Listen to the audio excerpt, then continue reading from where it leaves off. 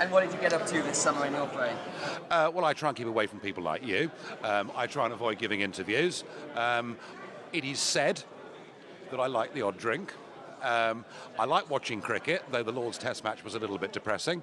And I shall next week be off to go and try and catch a fish.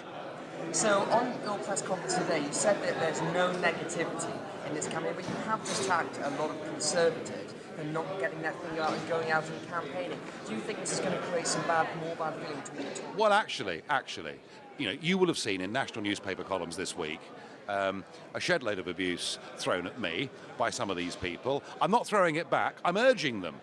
If you believe in what we're trying to do, please get up off your backside, come and help us, come and share the platform with us. I couldn't be more open or friendly than that.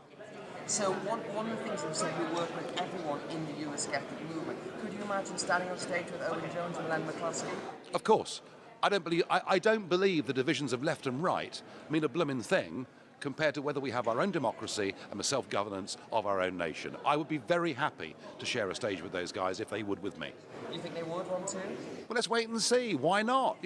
If this referendum is tight, then we're going to need to bring together all the forces that we possibly can. And don't forget, we're going to be up against the establishment. We're going to be up against the big corporates. We're going to be up against the ruling class of this country.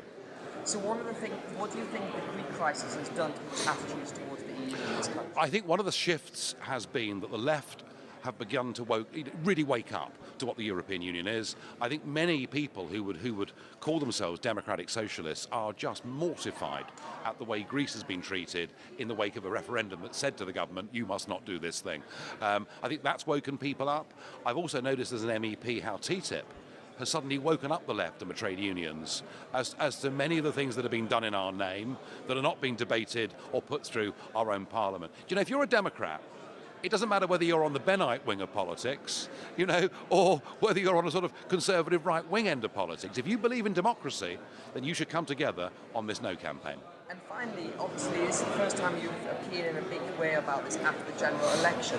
What you're saying hasn't really changed that much since what you were saying before May. We've now got a Conservative majority government. Do you think your message is a bit out of date? Do I think being self-governing and democratic and being able to control your own borders and make your own trade deals around the world and to be free to re-engage with the Commonwealth and all of your friends, if that's out of date, we're all finished.